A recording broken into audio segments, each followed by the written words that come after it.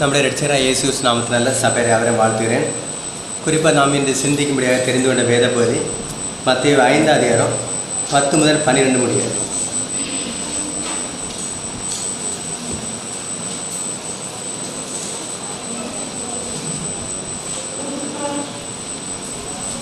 மத்தேயு 5 அதிகாரம் 10 முதல் 12 முடிய.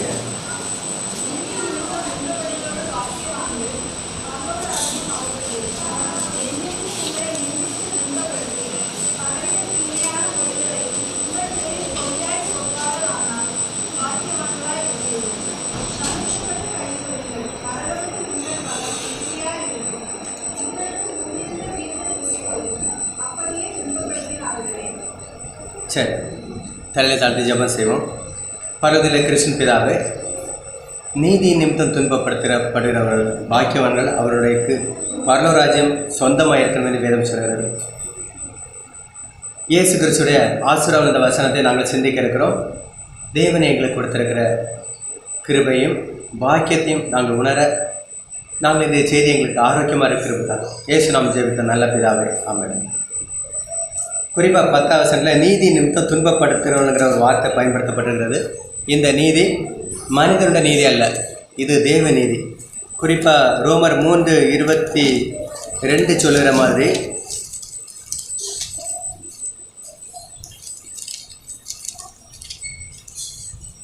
ரோமர் 3:22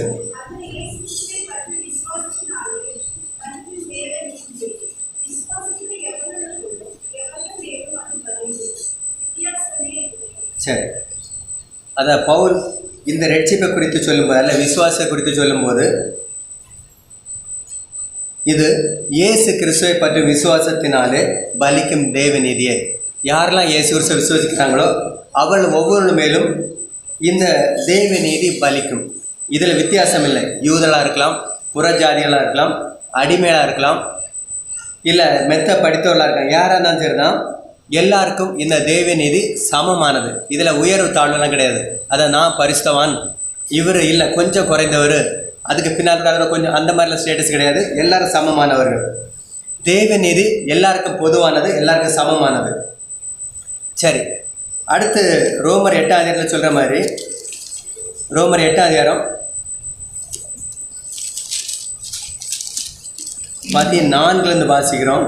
இயேசு கிறிஸ்துவை ஏற்றுக்கொண்டு தேவநீதியை பெற்ற நாம் எல்லோரையும். ரோமர் 8:14-17 வாசிப்போம்.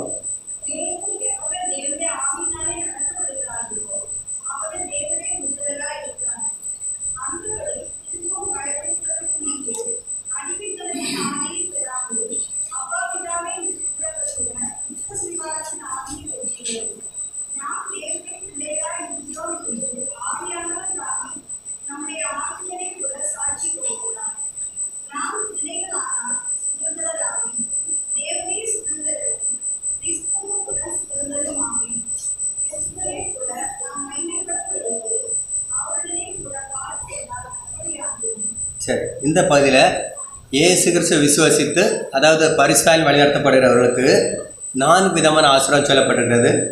14 யாரெல்லாம் இயேசு கிறிஸ்துவை விசுவாசிக்கிறார்களோ அவர் தேவ புத்திரராக இருக்கிறார்கள், அல்ல தேவன குழந்தைகள். 1வது 15ஆம் வசனத்தில் அப்படி தேவ ஆவியை பெற்றவங்க தேவனை அப்பா பிதாவை என்று அழைப்பார்கள். அதாவது ஒரு தகப்பனுடைய ஸ்தானத்தில் தேவனை பார்க்க முடியும். இது 2வது ஆசீர்வாதம். 3வது சொல்லுகிறார், தேவன் ஆவி நம்முடைய ஆவி கூட சாட்சி கொடுக்கிறார். அதாவது நான் தேவன் பிள்ளை என்பது என்னுடைய மனசாட்சியில் அல்லது என்னுடைய மனசில் தேவன் பேசுகிறார். என்னுடைய ஆவி தேவன் ஆவியில் பேசுகிறத உணர்ந்து கொள்ளும் நான் தேவன் பிள்ளை என்று. அதாவது ஒரு தவறான காரியம் செய்யும்போது இது தப்பு, இதை செய்யாத என்றும், இது சரி, இது தேவனுக்கு பிரியமான, இதை செய்ய வேண்டும் என்றும் தேவன் ஆவினை எனக்குள்ள பேசி கொண்டிருப்பார். நான் தேவன் பிள்ளை என்பது திரும்ப திரும்ப ஞாபகப்படுத்தி கொண்டிருப்பார், சாட்சி கொடுத்து கொண்டிருப்பார். அது 3வது விஷயம். 4:17 பார்க்குற மாதிரி, நாம் தேவனுடைய பிள்ளைகளானால் அவருடைய சுதந்திராக இருக்கிறோம். அதை பரலோகம் நம்முடையது. இந்த 4 விஷயம் தான் ரோமர் 8ஆம் அதிகாரத்தில் பார்க்கிறோம். இதற்கு அடிப்படையாக இருப்பது தேவ நீதி, மனித நீதி அல்ல. நாம் தேவனுடைய பிள்ளைகளாக இருக்கிறதுனால தேவனுடைய நீதியை சுதந்திரித்திருக்கிறோம். கிறிஸ்து நிமித்தம் நமக்கு பாடுகள் வரும், அந்த நீதி காணாமல் போயிடும். ஏன்னா தேவன் தான் நமக்கு எல்லாமே இருக்கிறார், இல்லை நம்மை பாதுகாக்கிறவராக இருக்கிறார். நரகத்திற்கு நம்ம தப்புவித்தவராக இருக்கிறார். நாம் இதை புரிந்து கொள்வதற்காக நீதி நிமித்தம் பாடுகள் உண்டாகும். அப்படி 2 சாட்சிகளை பார்க்க போகிறோம். நம்ம முதல்ல பார்க்குற சாட்சி வந்து மோசேயோட வாழ்க்கை நடந்த சில காரியங்களை பார்க்க போகிறோம். யாத்திராகமம் 5ஆம் அதிகாரம்.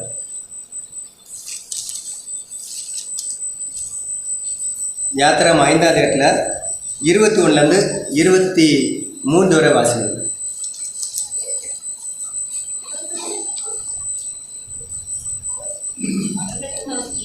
நீங்கள் பார்வோனின் கண்களுக்கு முன்பாகவும் அவருடைய ஊழியக்காரரின் கண்களுக்கு முன்பாகவும் எங்கள் வாசனையை கெடுத்து எங்களை கொல்லும்படி அவர்கள் கையிலே பட்டயத்தை கொடுத்தது நிமித்தம் கர்த்தர் உங்களை பார்த்து நியாயம் தீர்க்க கடவர் என்றார்கள். அப்பொழுது மோசே கர்த்தரிடத்தில் திரும்பி போய், ஆண்டவரே, இந்த ஜனங்களுக்கு தீங்கு வர பண்ணினது என்ன? ஏன் என்னை அனுப்பினீர்? நான் உமது நாமத்தை கொண்டு பேசும்படி பார்வோனிடத்தில் பிரவேசித்தது முதல் அவன் இந்த ஜனங்களை உபத்திரவப்படுத்துகிறான். நீர் உம்முடைய ஜனங்களை விடுதலையாக்கவில்லையே என்றான். சரி, அதாவது மோசே தேவனை சந்தித்த பின்பு, அதாவது வனாந்தரத்தில் முட்செட்டில் தேவன் பிரச்சமான தரிசனமானார். தேவன் மோசேக்கு ஒரு திட்டத்தை கொடுத்தாரு. நீ திரும்பி எகிப்து போ, அங்கே போய் இஸ்ரேல் மக்கள் அடிமையாக இருக்கிறாங்க, அவர்களை விடுவித்து இந்த கானான் கொண்டு வரணும்னு ஒரு திட்டத்தை கொடுத்தார். அது தேவ திட்டம், தேவனால் கொடுக்கப்பட்டது. எப்படி செய்ய வேண்டும் என்பது தேவனால் அனுதினம் பேசப்பட்டிருந்தது.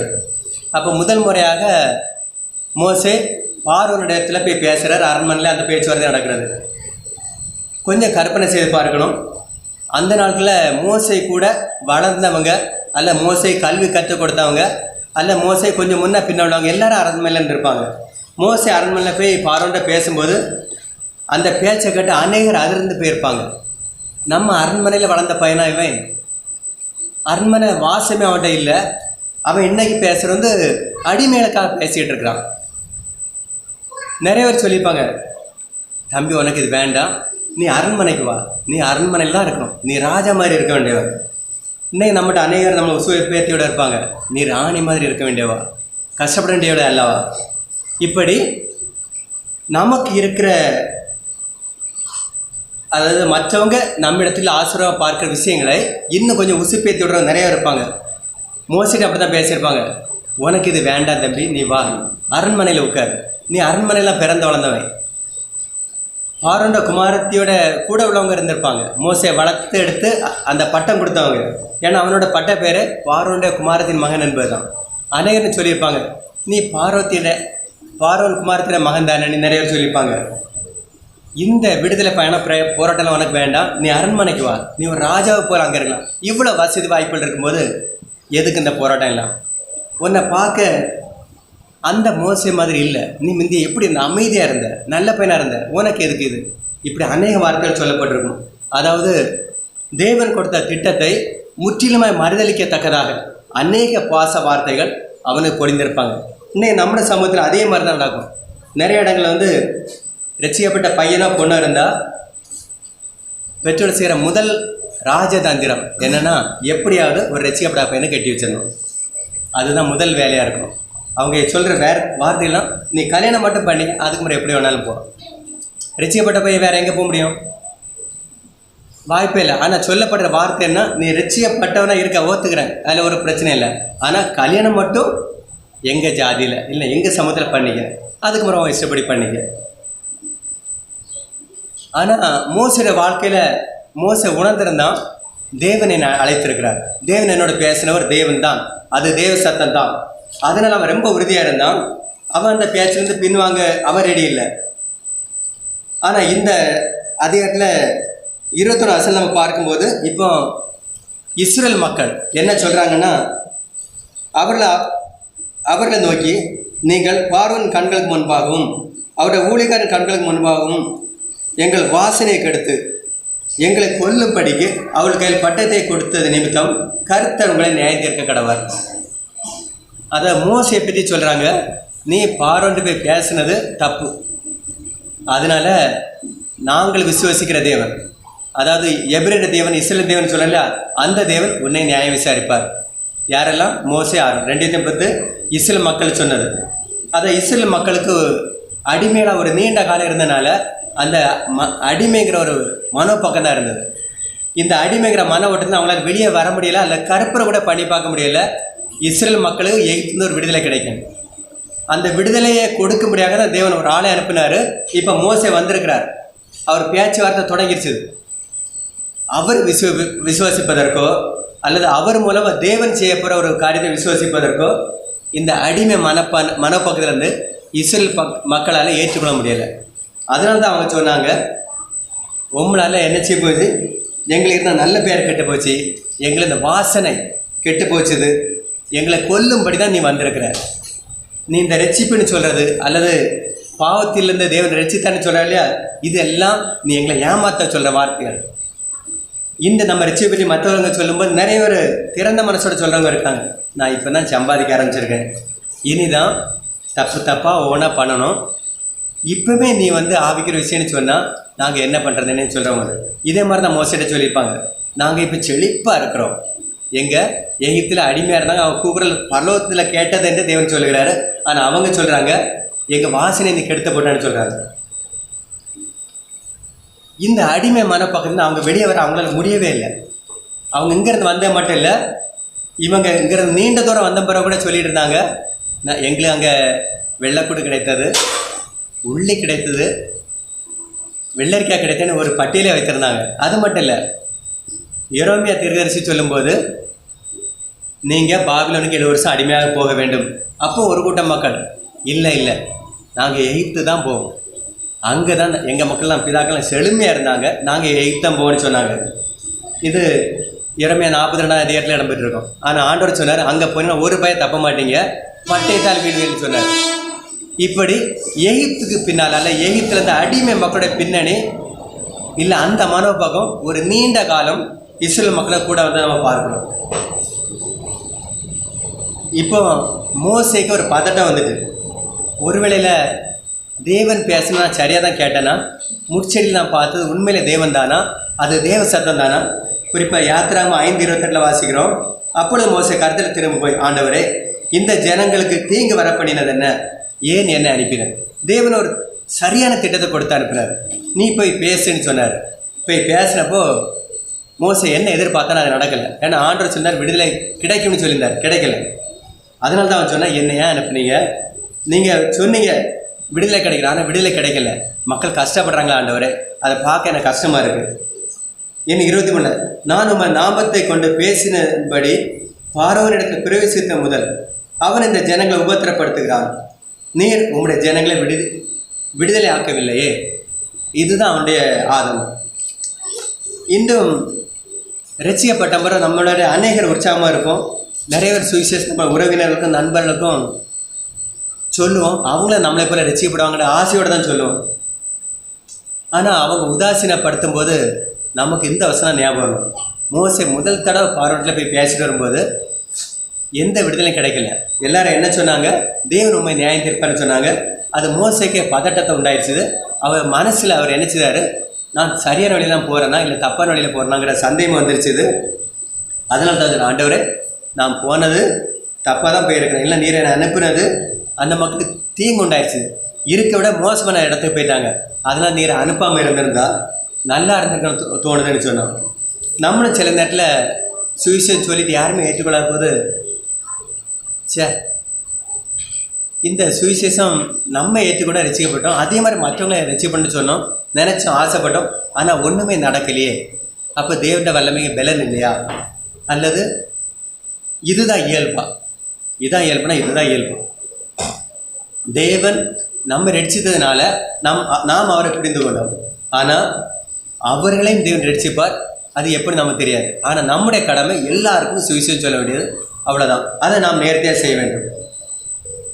மோசே தடவை போய் பேசும்போது எடுபடலை. அவருக்கு ஒரு சந்தேகம் வந்திருக்கலாம், நம்ம திட்டம் பேக் ஃபயர் ஆகிட்டு நம்ம விடுதலை கிடைக்கிட்டு போனோம், ஆனால் திரும்பி இஸ்ரேல் மக்களுக்கு ஆபத்து ஆகிட்டேன்னு சொல்லிட்டு நினச்சிருந்துருக்கலாம்.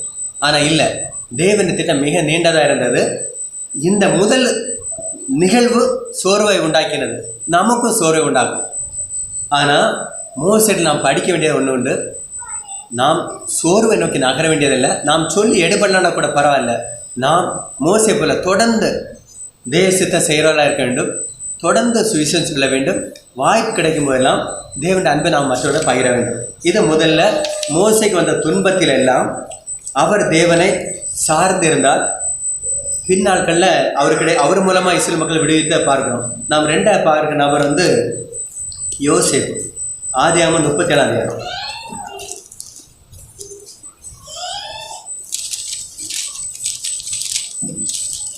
ஆதியாகமம் 37 அதிகாரத்தில் 2வது வசனம்.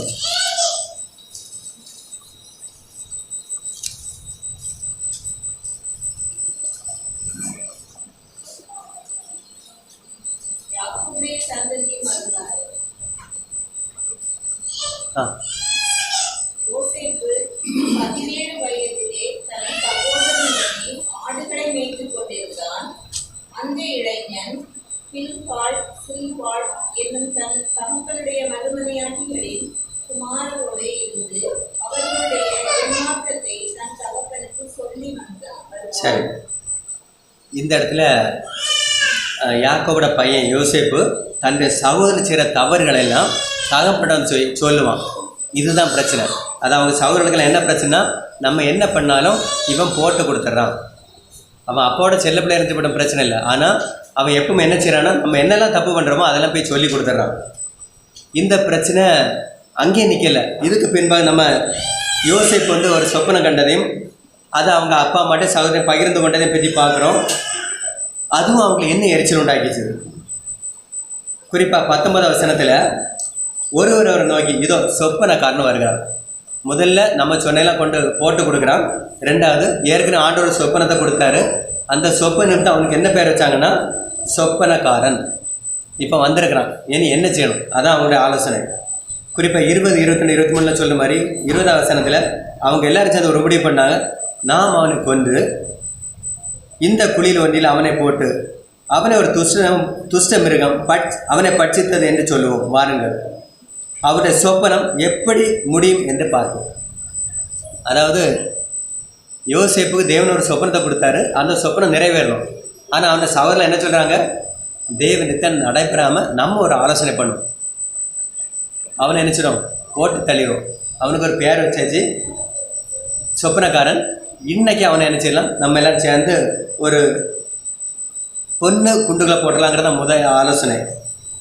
ரெண்டாவது 23, 24 யோசேப்பு தன் சகோதரத்தை சேர்ந்த போது யோசேப்பு உடுத்தி கொண்டிருந்த பல வர்ண அங்கிகளை அவர்கள் கலற்றி அவனை எடுத்து அந்த குழியிலே போட்டார்கள். அந்த குழி அது தண்ணீர் இல்லாத வெறும் குழியாக இருந்தது. ஒரு கிணத்துல தூக்கி போட்டாங்க. அதில் தான் வெளியே வர முடியாது. ஏன்னா அவன் 17 வயசு சின்ன பையன். ரெண்டாவது அவன் வீட்டில் இருந்த பையன். அவனுக்கு மற்ற வித்தையெல்லாம் தெரிஞ்சிருக்க வாய்ப்பு இல்லை. அப்போ கொலை பண்ணுறதுக்கு ஒரு நல்ல ஐடியா. எல்லோரும் சேர்ந்து ஒரு முடிவு பண்ணி அவனை இப்போ கிணத்துக்குள்ளே போட்டுடலாம்.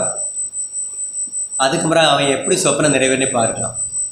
குறிப்பாக யோவான் 16:2 சொல்கிற மாதிரி யோவான் 16:2 வாசிக்கிறோம். யோவான் சுவிசேஷம் 16:2.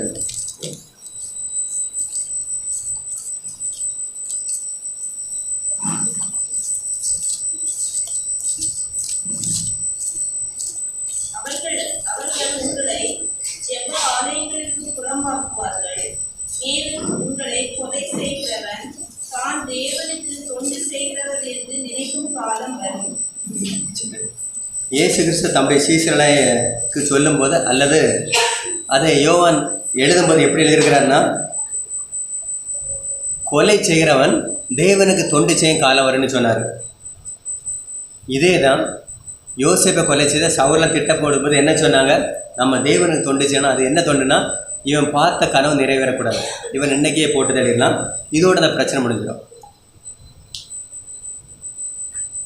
ஆனால் அதிலிருந்து தப்பு வைக்கும்படி 21 ரூபன் அதை கேட்டு அவனை அவர் கைக்கு தப்பு வைத்து அவனை தன் தகப்பினத்தை திரும்ப கொண்டு போக மனதுள்ளவனாய்.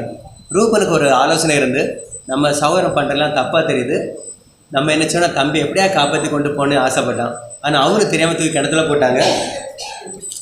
இன்னும் 26 அப்பொழுது யூதா தன் சகோதரனை நோக்கி நாம் நம்முடைய சகோதரனை கொண்டு அவருடைய இரத்தத்தை மறைப்பதினால் என்ன லாபம். யூதா ஒரு சிறப்பான ஒரு ஐடியா சொல்கிறார். நீங்கள் சொல்கிறதெல்லாம் சரிதான், அவனை கொன்னுடலாம், இல்லை கிணத்துல போட்டு அவன் தானே செத்து போயிடும், இல்லை கொன்று கிணத்துல போட்டு அது சரிதான். ஆனால் அவனை கொல்றதுனால நமக்கு என்ன கிடைக்கும்? அதோட ஒரு சிறப்பான ஐடியா இருக்குது. என்னென்னா 27, அவனை இந்த இஸ்மவேலருக்கு விற்று போடும் வாருங்கள், நமது கை அவன் மேல் படாதிருப்பதாக, அவன் நம்முடைய சகோதரனும் நம்முடைய மாமிசமாய் இருக்கிறானே என்றான். அவன் சொல்லுக்கு இணங்கினார்கள். இப்போ என்ன ஆலோசனைனா, நம்ம அவனை விற்று போட்டுடலாம், யாருக்கும் தெரியாது, அவன் என்னன்னா நமக்கு என்ன, ஆனால் அவனை கொல்ல அண்டானி ஒரு ஐடியா சொன்னான். புத்திசாலித்தனமான ஒரு ஐடியா. நமக்கு இப்படி நிறைய புத்திசாலித்தனமான ஐடியாக்கள்லாம் வரும். ஆனால் யூதா சொன்ன ஆலோசனை அவனை விற்று போடலான்னு சொன்னான். யோசேப்பு எகிப்து போக வேண்டும் என்றும் அங்கே வரும் நாட்களில் தேவன் அவனை உயர்த்த போவான்னு தெரியாமலே யூதா தீர்க்க தரிசனமாக சொன்னான். அவனுக்கு தெரியாது என்ன நடக்குன்னு. ஆனால் அவன் ஒரு ஆலோசனை சொன்னான். அந்த ஆலோசனைப்படி தான் நடந்தது. அந்த ஆலோசனையை அவனை எகிப்து கொண்டு போய் சேர்த்துருச்சு. அது மட்டும் இல்லை, 22 வசனத்தில் அந்த வர்த்தகரான மீதியனர் கடந்து போகிற போது அவர்கள் யோசேப்பு அந்த குடியிலிருந்து தூக்கி எடுத்து அவனை இஸ்மவேலர் கையில் 20 வெள்ளிக்காசு விற்று போட்டார்கள். அதாவது யோசேப்போட விலை என்னன்னா 20 வெள்ளிக்காசு. இப்போ என்ன ஆச்சுது? பணமும் வந்துருச்சுது கை நிறையா. தம்பியை தொல்லையை முடிஞ்சு போச்சு. ஏன்னு நம்ம என்ன பண்ணாலும் சரிதான், யாருக்கும் தெரியாது. என்ஜாய். அதை தவறு செய்ய வேண்டும் என்று ஒரு கூட்டம் இருக்கிறது. இவங்க விசுவாசிங்கிற பேரில் இருக்கலாம், கிறிஸ்தவர்கள் என்ற பேரில் இருக்கலாம், எந்த பேரில் இருந்தாலும் சரிதான். அந்த தப்பு மறைக்கப்படுறது என்னெல்லாம் உண்டோ அவ்வளோ இவங்க கண்டுபிடிப்பாங்க, செய்வாங்க. சரி, இதுதான் யோசேப்பு தேவ நிமித்தம் அனுபவித்த முதல் தண்டனை அல்லது முதல் நெருக்கடி. நிறைய துன்பப்பட்டான் தன்னுடைய சொந்த சகோதரர்களால். நமக்கு இப்படிப்பட்ட சந்தர்ப்பங்கள் வரும். அல்லது ரட்சிப்பு நிமித்தம் நம்மளே ஊரில் அநேகர் சொல்லியிருப்பாங்க, நாம் ரட்சிக்கப்பட்ட நிமித்தம் நம்முடைய உறவுகள் நம்ம விட்டு பிரிந்து போயிருக்கலாம், அல்லது நம்முடைய உறவுகள் நமக்கு விரோதமாக கூட திரும்பி இருக்கலாம். இந்த யோசேப்புக்கு விரோதமாக வந்த மாதிரி ரூபன மாதிரி ஆலோசனை சகோதரர் நம்ம குடும்பத்தில் இருக்கலாம், அல்லது யூதா மாதிரி ஆலோசனை சொல்கிறவங்க நம்ம குடும்பத்தில் இருக்கலாம். யார் எப்படி ஆலோசனை சொன்னாலும் சரிதான், இயேசு கிறிஸ்துவை ஏற்றுக்கொண்டவர்கள் தேவன் கண்டிப்பாக பாதுகாப்பார். ஏன்னா நாம் ரட்சிக்கப்பட்டது தேவனுடைய திட்டத்தின்படி.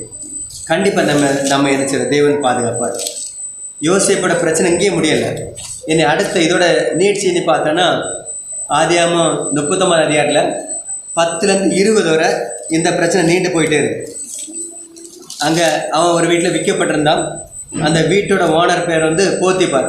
இப்போ அவனுக்கு மனைவி தான் அவனுக்கு இருந்த பெரிய சவாலாக இருந்தது. குறிப்பாக 2 வசனம் வாசிப்போம். ஆதியாகமம் 39 18, 19.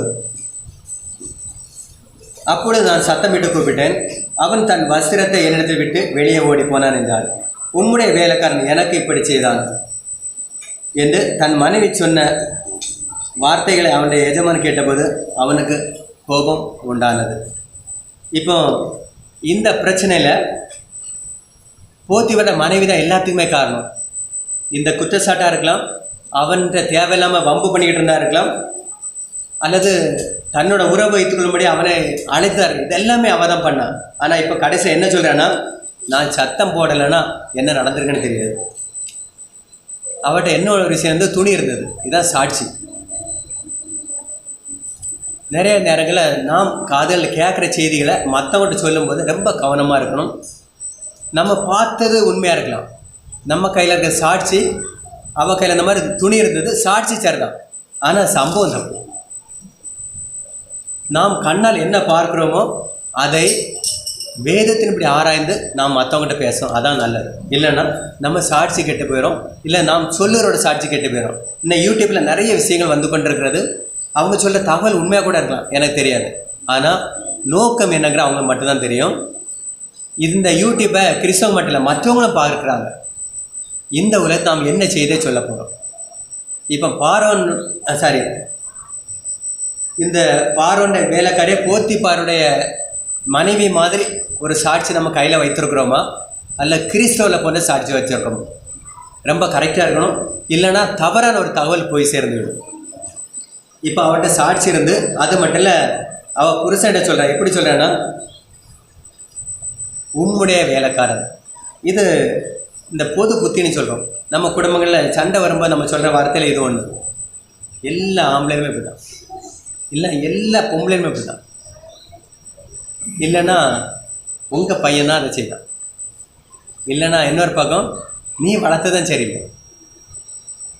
எப்போ பிரச்சனை வருகிறதோ நம்ம கையை தூக்க ஆரம்பிக்கிறோம். நம்ம பக்கம் எவிடன்ஸ் கொண்டு சாட்சி என் பக்கம் தான் இருக்கணும்.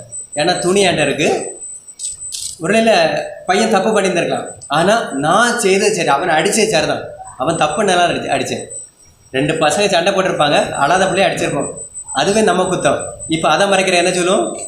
இல்லை இல்லை, அவன் பண்ணின தப்பு, அவனை அடித்தே சரி தான். யோசேப்பு மேலே ஒரு குற்றச்சாட்டு வந்தது. அந்த குற்றச்சாட்டு சரியாக தப்பானே அவன் விசாரிச்சுக்கலாம், ஆனால் அதுக்கான நேரம் இல்லை. ஏன்னா சொன்னது மனைவி. குறிப்பாக நம்ம சமூகத்தில் இன்னொரு சிக்கல் என்னென்னா, இப்படி ஒரு குற்றச்சாட்டு, ஒரு பாலியல் குற்றச்சாட்டு ஒரு நபர் மேலே அந்த வைக்கிற வார்த்தை என்ன? நெருப்பு இல்லாமல் போயவா செய்யும். இது நம்ம சமூகத்தில் பொது புத்தியில் இருக்கிற ஒரு பழமொழி. தயவு செய்து இப்படிப்பட்ட பழமொழியை நாம் பயன்படுத்தாமல் இருப்போம். ஏன்னா அவனுக்கு போத்திபாரு தெரியாது தன்னை மனைவி சொன்ன உண்மையாக போயாடு. அவன் அதை விசாரிச்சிருந்துருக்கலாம், இல்லைன்னா கொஞ்சம் பொறுமையாக இருந்தான். அதுக்கெல்லாம் அவனுக்கு வாய்ப்பில்லை. அவன் உடனே ஜெயிலில் கொண்டு கொடுத்தா, அவனை இப்போ ஜெயிலில் போட்டாச்சு. ஆனால் அந்த குற்றச்சாட்டு மிக கடுமையானது, ஒரு பாலியல் குற்றச்சாட்டாக வைத்தது. அப்போ நமக்கு தெரிந்த ஒரு நபளோ இல்லை யாரை மேலே ஒரு பாலியல் குற்றச்சாட்டு இல்லை ஏதோ ஒரு குற்றச்சாட்டு இருந்தால் நாம் அதை விசாரித்து அதை நம்புவது சரி, இல்லைன்னா அதை பற்றி பேசாமல் கடந்து போவது நல்லது. யூடியூப்பில் என்ன வேணாலும் வரட்டும், பிரச்சனை இல்லை.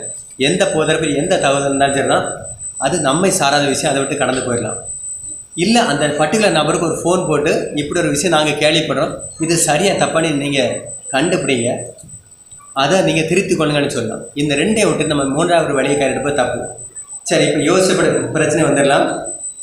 இப்போ யோசிப்புக்கு அவ கையில் இருக்க துணி சாட்சியாக இருக்கனால எது பேசினாலும் எடுபடாது. அவன் என்ன செய்கிறான்னா ஜெயிலுக்கு போகிறான். ஜெயிலுக்கு போய் மீதி கதையெல்லாம் இப்போ நம்ம பேச நேரம் என்ன ஒரு வசனம் வாசிப்போம்? ஆதியாகமம் 47:21.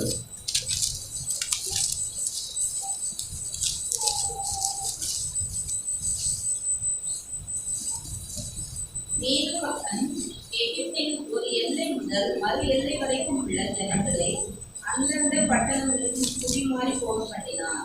சரி, இது யோசேப்பு ஒரு காலத்தில் பயங்கர நெருக்கல்ல இருந்தான். சகோதரர்கள் எல்லாம் போட்டதெல்லாம் பார்த்தாங்க, அதில் இந்த ஆண்டவர் தப்பு வைத்தார்.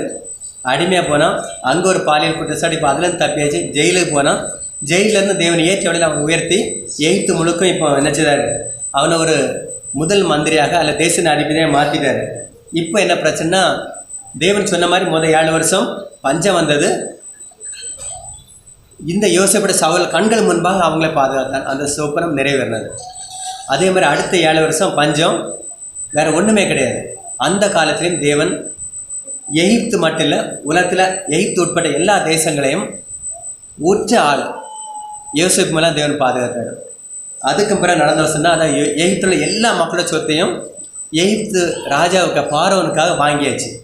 இந்த சூழலில் இந்த போத்திபாரோட மனைவி அவங்க சொத்தும் இப்போ பார்வோன சொத்தாக மாறி இருக்கும்.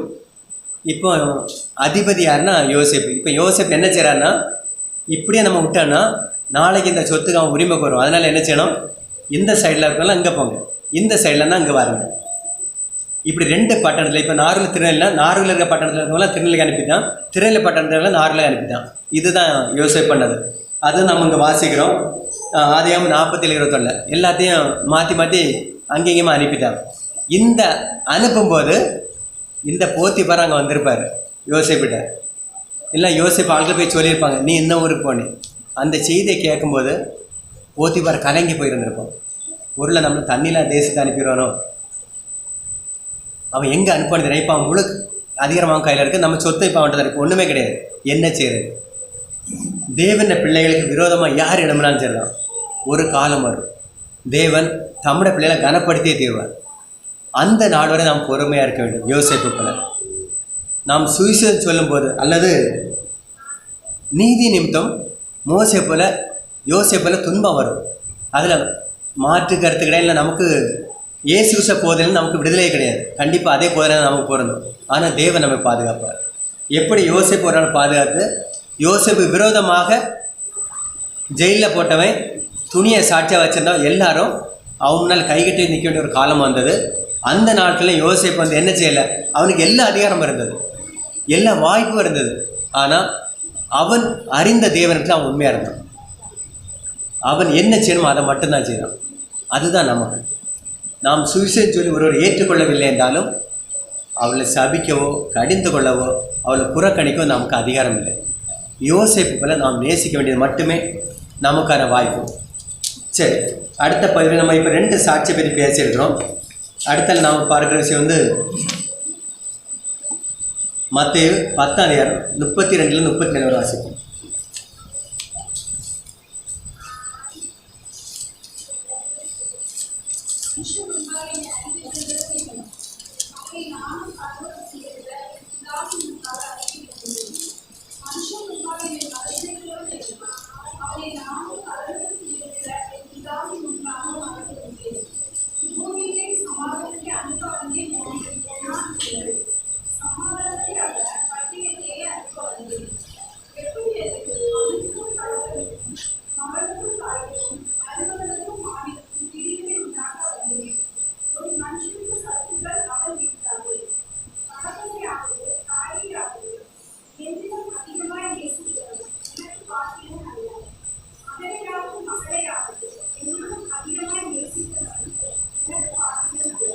சரி, நம்ம மோசே பற்றி படித்தோம், யோசேப்பை பற்றி படித்தோம். நீதி நிமித்தம் துன்பப்படுத்தப்பட்டாங்க. அதே புரிதல் கூட தான் இந்த பகுதிக்கு வரணும். குறிப்பாக 36 சொல்லும்போது ஒரு மனுஷனுக்கு சத்துருக்கள் அவன் வீட்டார். யோசேப்புக்கு யார் சத்துருக்கள்னா அவன் வீட்டார் தான். மோசேக்கு யார் சத்துருன்னு சொன்னால் இஸ்ரேல் ஜனங்கள் தான். இப்படி தான் இருந்தது. இதை குறிப்பாக 32 அவர் சொல்லுவார், மனுஷன் முன்பாக என்னை அறிக்கைப்படுகிற எவனோ அவனை நானும் பரலோகத்தில் என் பிதாவின் முன்பாக அறிக்கைப்படுவேன். இது இயேசு கிறிஸ்து நேரடியாக சீசனை பார்த்து சொன்னது. நமக்கு இது அப்படியே பொருந்தும். நாம் மனிதர் முன்பாக இயேசு கிறிஸ்து அறிக்கை செய்கிறோம். எப்படி? அவர் என் மீட்பர். நான் பாவியாக இருந்தேன். ஒரு நாள் ஒரு அண்ணன் எனக்கு சொன்னார், பாவிகளுக்கு பரிகாரமாக மரித்தவர் ஒருவரே, அல்லது சிலுவையில் நம்முடைய பாவத்தை சுமந்தவர். அவரை விசுவசிப்பவர்களெல்லாம் அவரை சொந்த பிள்ளைகளாக மாறுகிறார்கள், அவருக்கு பரலோகம் சொந்தமாகனு சொன்னாங்க. நான் ஏற்றுக்கொண்டேன். இதுதான் நாம் மனிதர்கள் முன்பாக அவரை பற்றி கொடுக்குற சாட்சி.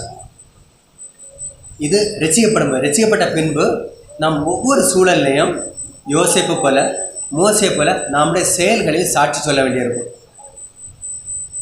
அப்படி சாட்சி சொல்லும்போது அநேகருக்கு பிரச்சனை வரும். அதான் 34 பார்க்கும்போது பூமி மேல் சமாதானத்தை அன்பு வந்தேன் என்னாதீர்கள், சமாதானத்தில் பட்டணத்தில் அனுப்ப வந்தேன். 35 எப்படி எனில் மகனுக்கு தகப்பனும் மகளுக்கு தாய்க்கும் மருமகளுக்கு மாமியாருக்கும் பிரிவினை உண்டாக்க வந்தேன். நம் விசுவாச நிமித்தம், நாம் ஏற்றுக்கொண்ட இரட்சகர் நிமித்தம் நம்ம வீடுகளில் பிரச்சனை வரும். சொத்து பங்கு வைக்கிறதும் தொடங்கி வார்த்தைகளாக இருக்கலாம், மற்றவங்க முன்பாக நமக்கு வைக்கிற பட்டப்பேராக இருக்கலாம், மற்றவங்க முன்பாக நம்மளை நிராகரிக்கிறதா இருக்கலாம், இல்லை மற்றவங்க முன்பாக நமக்குன்னு சொல்லி ஒரு பொதுவான அடையாளம் வைக்கிறதா இருக்கலாம். இப்படி நிராகரிப்பு கண்டிப்பாக இருக்கும். எப்படி யோசேப்பை மக்களை சொந்த சகோதரர்கள் விரோதித்தாரோ அதே போல் கிறிஸ்துவ நிமித்தம் கிறிஸ்துவ விசுவாச நிமித்தம் நம்மளை விரோதிப்பாங்க. அதில் இடம்பெற்றிருக்கிறது இதான், தாய்க்கும் தகப்பனுக்கும் மகளுக்கும் தாய்க்கும். எதனால் பிரச்சனை வரும்னா விசுவாச நிமித்தம். அப்போஸ்தலர் 2 இது நடந்திருக்கும். 3000 பேர் அன்றைக்கி ஏற்றுக்கொண்டிருந்தாங்கன்னா அதில் வயதானவங்க இருந்தால் அவங்க திரும்ப வீட்டுக்கு போச்சு தான் தெரிஞ்சிருக்கும். அவங்களோட பிள்ளைகள் யூதலாக இருந்திருப்பாங்க, யூத சித்தாந்தத்தில் இருந்தவங்க, ஒரு பரிசலாக இருந்திருக்கலாம். அவங்க சொல்லியிருப்பாங்க, இந்த விசுவாசம் வீட்டுக்குள்ளே காலில் தூக்கக்கூடாது, அதை விட்டு வேணா உள்ள வச்சிருப்பாங்க. அநேக நெருக்கடியில் வந்திருக்கும். எபிரேயர் 11 இவங்க எல்லாருடையும் என்னெல்லாம் கஷ்டப்பட்டாங்கிற நம்ம அங்கே பார்க்குறோம். அது மட்டும் இல்லை, மாமியாருக்கு மருமகளுக்கு பிரிவினை உண்டாக்குவேன். இன்றைக்கி இந்த பொது புத்தியில் இருக்கிற ஒரு சிக்கலெல்லாம் நம்ம இடங்களில் பொதுவாக பயன்படுத்துகிறாரு. பைபிளில் சொல்லியிருக்கு மாமியாருக்கு மருமகளுக்கு பிரச்சனை இல்லை. அதான் எங்கள் வீட்டில் இது தப்பு. இந்த இடத்துல 3 விஷயம் சொல்லப்பட்டிருக்கு. மகனுக்கும் தகப்பனுக்கும் மகளுக்கும் தாய்க்கும் மருமகளுக்கும் மாயும். இந்த 3மே சொல்லப்பட்டிருக்கிறது. இந்த 3ம் கிறிஸ்தவ விசுவாசத்தில் நிமித்தம் வருகிற பிரச்சனை. நாம் கிறிஸ்துவை ஏற்றுக்கொண்டதுனால நம்முடைய பழைய பாரம்பரியத்தை பிரிந்து வருகிறோம். பிசாசின் கட்டுப்பாட்டில் நாம் பிரிந்து வருகிறோம். பிசாசின் ஆளுவில் நாம் பிரிந்து வந்ததுனால வந்த சிக்கல். பிசாசு யாரையா தூண்டி கொண்டே இருப்பான். யாரை வைத்தா நமக்கு விரோதமாக ஏதாவது செய்துகிட்டே தான் இருப்போம். நாம் இந்த சரீரத்தில் இருக்கிறவரை நடந்து கொண்டே இருக்கும். இதில் நமக்கு விடுதலை கிடையாது. நாம் தேவனோடு இருக்கும்போது தேவன் நம்மளை பாதுகாப்பார். இந்த விரோதம் இருந்துகிட்டே இருக்கும். என்ன 37 சொல்கிறாரு, தகப்பனையாவது தாயாவது என்னில் அதிகமாக நேசிக்கிறவன் எனக்கு பார்த்தனால. நம்ம 2 சாட்சியை பார்த்தோம். மோசே யோசேப்பு 2 பேரும் பிரச்சனை வந்தது. மோசேக்கு வந்து இஸ்ரேல் ஜனங்கள் சொன்னாங்க, நீ தப்பு, இந்த ஊழியத்தை விட்டுரு, இல்லை பார்வன் அரண்மனையிலேருந்து சொல்லியிருப்பாங்க, நீ அரண்மனைக்கு வந்திருப்ப, அங்கே ராஜாமா இருக்கலாம். ஆனால் அவன் அதை சொல்ல, தேவன் என்ன சொன்னாரோ அது தேவன் சொன்னார், அதில் மாற்றுகள் எனக்கு சந்தேகமே இல்லை, தேவன் தான் சொன்னார். மோசே அதில் உறுதியாக இருந்தார். இப்படி இந்த ரெட்சிப்பை குறித்து நான் யோசிக்கும் போது என் மனசுக்குள்ளே இருக்கு, இல்லை மண்டையில் இருக்கும், எங்கள் அப்பா என்ன நினைப்பாங்க, எங்கள் அம்மா என்ன நினைப்பாங்க, என் மாமனார் என்ன நினைப்பார், ஒருவேளையில் இந்த விசுவாசனை என் பொண்டாட்டி விட்டுட்டு போய்ட்டு என்ன செய்யறது, இப்படி ஏதாவது ஒரு நெருக்கடி வருமானம் அதை விட்டுட்டு அந்த சிந்தனை மாற்றி வைத்து விட்டு கர்த்தராகிய இயேசு கிறிஸ்துவை நான் சொந்த மீட்பராக ஏற்றுக்கொள்ளணும். நான் முதல்ல நேசிப்பது என் தேவன் தான். இந்த 2ஐயும் நாம் அடையாளப்படுத்தி ஆக வேண்டும். மனிதர் முன்பாக சாட்சி சொல்லி ஆக வேண்டும், வேறு வாய்ப்பே இல்லை. அடுத்த அவர் சொல்லுது, மகனையாவது மகளையாவது என்னிலும் அதிகமாக நேசிக்கிறோம். ஒரு நிலை நம்ம ஊரில் சொல்கிற இன்னொரு பழக்கம் உண்டு, அம்மா தான் கடவுள். நம்மள பழமொழி இருக்கு, மாதா பிதா குரு தெய்வம். சரிதானே? அம்மா தான் கடவுள், 2வது அப்பா, அது 2வது கடவுள், 3வது இன்னொரு கடவுள் இருக்குது, அது குரு, 4வது எனக்கு நேரம் இருந்தால் நான் அந்த கடவுள்கிட்ட வரேன். வேதம் அப்படி சொல்லவே இல்லை. இவங்கெல்லாம் இருப்பாங்க, இவங்களை என்னை விட நீ நேசித்தா பரலோகம் போச்சு. நீதி நிமித்தம் துன்பப்படுகிறவர் தேவன் நமக்கு ஒரு நீதியை கொடுத்துருக்கிறார். நாம் கிறிஸ்தவர் என்கிற ஒரு உடுப்பை போட்டு கொண்டிருக்கிறோம், கிறிஸ்தவர் என்ற பெயரை தரித்து கொண்டிருக்கிறோம். இப்படிப்பட்ட நாம் என்ன செய்யணும் ஆண்டவர் சொல்கிறாரு, மனிதர் மூலமாக நீங்கள் அறிக்கையிடுங்க. எங்கள் அம்மாவோட பார்வோன், இது மோசே சொன்னார், பார்வோன் இந்த குமாரத்தி இந்த மகனை அழைப்பதை விட எந்த சொந்த ஜனமோட பாடுபடுவதே மேன்மையானது. நம்ம எப்ரேயர் 11, 25, 26 வாசிக்கிறோம். இதுதான் சிறப்பு. வேணா அந்த வசனம் கூட வாசிக்கிறோம். எப்ரேயர் 11, 25, 26.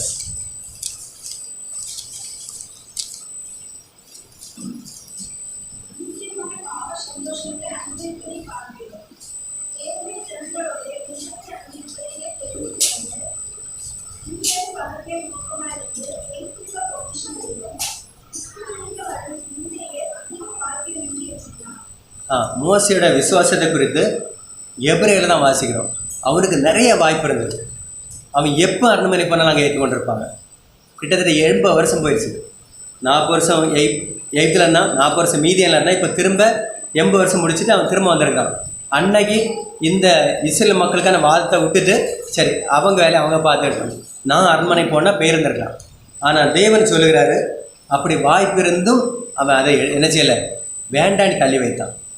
இதுதான் நமக்கு கிறிஸ்துவை ஏற்றுக்கொள்வதற்கு என்ன செய்யணும்னா, நமக்கு இருக்கிற அப்பாவாக இருக்கலாம், அம்மாவாக இருக்கலாம், பிள்ளையாக இருக்கலாம். நம்மள பிள்ளைகளை பற்றி கூட வாதம் இருக்கிறது. பிள்ளைகளை சாமின்னு சொல்லுவாங்க, ஐயா சாமின்னு சொல்லுவாங்க. அது உணர்ச்சிப்பட்டு பயன்படுத்துகிற வார்த்தை இல்லை. இந்த ஊரில் எல்லாமே சாமி தான், எல்லாமே கடவுள் தான். அதுதான் நம்ம இந்த தமிழ் பூமி அப்படி தான் இருக்குது. நாம் வேதத்தை சரியாக புரிந்து கொள்ள வேண்டும். தேவன் மட்டுமே ரட்சகர், இயேசு கிறிஸ்து மட்டுமே மனு உருவான தேவன். அவரால் மட்டும்தான் நமக்கு பரலோகம் வாய்க்கப்படும். அவர் நிமித்தம் நமக்கு நெருக்கடி வர நான் மறுக்கலை, பைபிள் அப்படி தானே சொல்லுகிறது. அதற்காக தான் 2 பேரை பற்றி படித்தோம். அவங்களோட விசுவாசத்தை பற்றி நம்ம இப்போ பேசிக்கிட்டு இருக்கோம். என்ன ஒரு வசனம் கூட வாசிப்போம். மத்தேயு 10 25 வசனம்.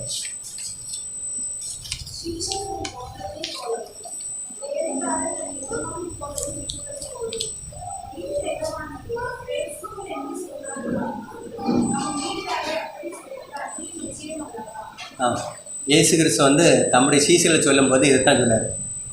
நீங்கள் குருன்னு சொல்கிறீங்க, அவரை பற்றி இந்த ஊரில் என்ன சொல்கிறான்னா, பேய் பிடிச்ச சொல்ல, பேய்க்கு தலைவன் சொல்கிறாங்க. அதனால் உங்களை அப்படி தான் சொல்லுவாங்க. நீங்கள் அதனால் என்ன செய்யணும், பயப்பட வேண்டாம். உங்களோட விசுவாசம் சார் தான், நீங்கள் என்ன தான் பின்பற்றணும், நான் தான் உங்கள் குருன்னு சொன்னார். அப்போ நம்முடைய விசுவாசம் கர்த்தராகிய இயேசு கிறிஸ்துனா அது சார் தான். ஆனால் நம்ம ஊரில் இப்போ ஒரு கேரண்டிங்கிற ஒரு வார்த்தை இருக்குது. கல்றைக்கு நாங்கள் கேரண்டி. இந்த சபையில் இருந்தீங்கன்னா உங்களுக்கு கல்றைக்கு பிரச்சனை இல்லை. இந்த சபையில் இருந்தீங்கன்னா கல்யாணத்தும் நாங்கள் கேரண்டி, பிரச்சனை இல்லை, பொண்ணு ஈஸியாக கிடைக்கும்.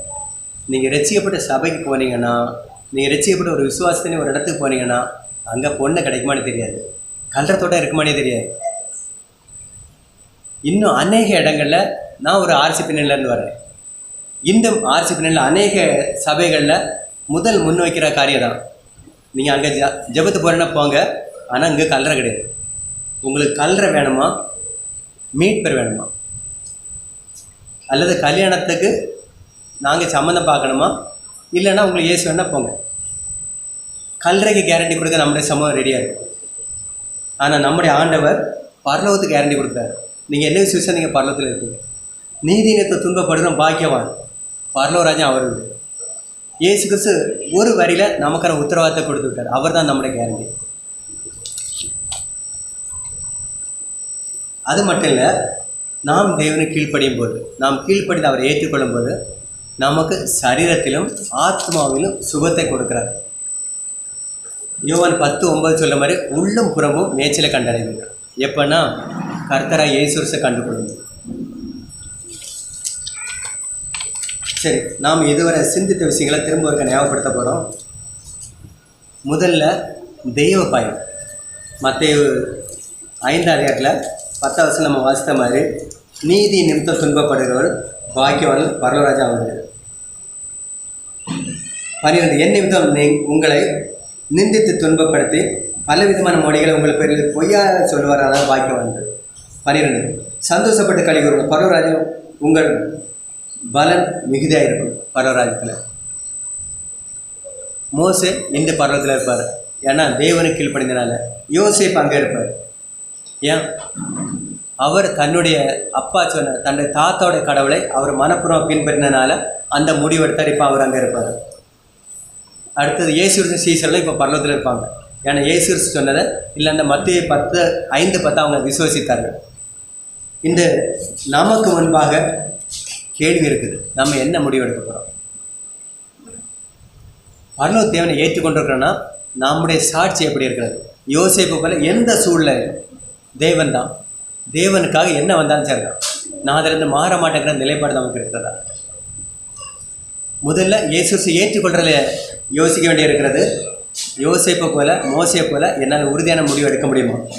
நம்ம மத்திய 10:37 பார்த்த மாதிரி, என் தாய் தாப்பனை விட என்னுடைய நான் அறிந்த மீட்பரை அல்ல இந்த வேதம் சொல்கிற மீட்பரை இரட்சகரை என்னால் ஏற்றுக்கொள்ள முடிகிறதா? ரெண்டாவது, நான் ஏற்றுக்கொண்ட மீட்பருக்கு உண்மையாக இருக்கிறேன்னா, என் வாழ்வியல் முறை அல்லது அன்னதினம் நான் செய்கிற ஒவ்வொரு காரியங்களும் இந்த கிறிஸ்துடைய விசுவாசம் ஒத்து போகிறதா? அல்லது பைபிள் சொல்கிற மாதிரி நீதி நிமித்தம் துன்பப்படுன்னு சொல்கிறாங்களே, அது எனக்கு பொருந்தாது, அது பக்கத்து வீட்டுக்காரனுக்கானது, அல்ல எனக்கு முன்னால் இருக்கிறது கேட்குறவங்களுக்கு, அப்படி நம்ம புரிந்து கொண்டிருக்கிறோமா? சபையர் அவர் தலையில தாத்தும் ஜெபிப்போம். பரத்திரி கிறிஸ்து பிதாவை உண்மை போட்டுக்கிறோம். ஆண்டவர் நீர் எங்களுக்கு செய்த நன்மைகளுக்காக உண்மை துதிக்கிறோம். குறிப்பாக இந்த மத்தேயு 5:10 நாங்கள் சிந்தித்த வசனம், நீதி நிமித்தம் துன்பப்படுத்துகிறவர்கள். ஆண்டவர் நாங்கள் அநேக நேரம் இந்த வழியோடு தான் கடந்திருக்கிறோம். எங்களை அடுத்த தலைமுறை கிறிஸ்தவம் இதே வழியை தான் கடந்தாகணும். அப்போ சொல்ல இதே பாதையில் தான் கடந்து வந்தாங்க. ஆண்டவரை கொஞ்சம் முன்ன பின்ன இருக்கலாம், ஆனாலும் நீர் எங்களை பாதுகாத்திருக்க உண்மை இருக்கிறோம். நீதி நிமித்தம் துன்பம் வருங்கிறத நாங்கள் புரிந்து கொள்ளும். இது மனிதனோட நீதி அல்ல, தேவ நீதி. நாங்கள் எங்களுடைய விசுவாசம் சோதிக்கப்படும் போதும் நாங்கள் உறுதியாக நிற்க வேண்டும். மோசையை போல பார்வோன் குமாரத்திங்கிற பட்ட பேர் இனி வேண்டாம், கஷ்டப்பட்டாலும் தேவ ஜனங்கள் மட்டும் போதும்ங்கிற உறுதியோடு கூட நாங்கள் இருக்க எங்களை பேலன்ஸ் செய்யும். ஆண்டவர் அதே போல அப்போஸ்தலருக்கும் அதே நெருக்கடி வந்தது. தாயையும் தகப்பனையும் பிள்ளைகளையும் என்னை விட அதிகமாக நேசிக்க கூடாது அல்ல முடியாதுன்னு சொன்னார். அண்ட் அதே போல் நாங்கள் எங்களோட ஒவ்வொரு செயல்களிலும் எங்களை அப்பாவை விட அம்மாவை விட எங்களோட பிள்ளைகளோட உறவினரோட கிறிஸ்துவை முன்னிலைப்படுத்த எங்களை கிருபை தன்மையாக ஜெபிக்கிறோம். ஆண்டவரை குறிப்பாக இந்த மலைப்பிரசங்கத்தில் ஒரு வசனத்தை நாங்கள் இன்று சிந்தித்திருக்கிறோம். இந்த பாக்கியத்துக்கு அவங்களுக்கு நன்றி செலுத்துகிறோம். இதே போல் இன்னும் அதில் சொல்லப்பட்ட பாக்கியங்களை நாங்கள் இன்னும் வர நாட்களில் விமர்சித்தமான சிந்திக்க கிருபை செய்கிறார்கள். ஆண்டவரே, எங்களுக்கு இந்த ரட்சிப்பை தந்திருக்காக உண்மை ஸ்தோத்தரிக்கிறோம். இன்னும் எங்களை மத்தியில் யாராவது கர்த்தராய இரட்சகரை சொந்த மீட்பராக இதுவரை ஏற்றுக்கொள்ளாமல் இருப்பாங்கன்னா அவங்களுக்காக ஜெபிக்கிறோம். அவர்களுக்கு ஒரு வாய்ப்பை கொடுக்கும். அவர்களும் இந்த மோசடி வாழ்க்கையிலேருந்து யோசிப்புறவிலிருந்து இந்த வேதம் சொல்லுகிற தேவனை புரிந்து கொள்ள கிருபை செய்யும். அவர்களும் தங்களுடைய வாழ்க்கையில் என்னுடைய பிள்ளையை விட, என்னுடைய மனைவியை விட, என்னுடைய தகப்பனுடைய, என்னுடைய தாயை விட இந்த கிறிஸ்து மெய்யானவர், இந்த தேவன் என்னை பரலோகத்துக்கு கொண்டு போக உத்தரவாதம் கொடுத்திருக்கிறார், அவரை நான் நம்பலாம், அவர் நம்ப தகுந்த தேவன் என்பதை உணர நீர் கிருபை செய்ய முடியாது ஜெபிக்கிறோம். ஆண்டவரே, நாங்களும் எங்களுடைய வாழ்க்கையில் ஒவ்வொரு காரியங்களும் நேர்த்தியாக செய்ய, அர்ப்பணத்தோடு செய்ய நீர் எங்கள் ஒவ்வொரு கிருபை செய்ய முடியாது ஜெபிக்கிறோப்பா. கிருபையாகும் ஆண்டவரே. நாங்கள் இந்த சிந்தித்த வசனங்களும் இந்த மோசே இயேசுவின் சாட்சியில் எங்கள் வாழ்க்கையில், எங்களுடைய வாழ்க்கையில் நடக்கிற ஒவ்வொரு செயலை ஒப்பிட்டு பார்த்து எங்கள் வாழ்க்கையை மாற்ற நீர் கிருபை செய்ய முடியாது ஜெபிக்கிறோம். இயேசு நாம ஜெபிக்கிறோம் நல்ல பிதாவே, ஆமென். என் ஆத்மாவே கர்த்தரை ஸ்தோத்திரி, என் முழுள்ள பரிசு நாமத்தை ஸ்தோத்திரி, என் ஆத்மாவே கர்த்தரை ஸ்தோத்திரி, கர்த்தர் சகல பலம் வராதே, ஆமென். கர்த்தராய் இயேசுவின் கிருபையும் தேவனுடைய அன்பு பரிசுத்த ஐக்கியமும் உங்கள் அனைவரும் சதா காலங்களில் இருப்பதாக.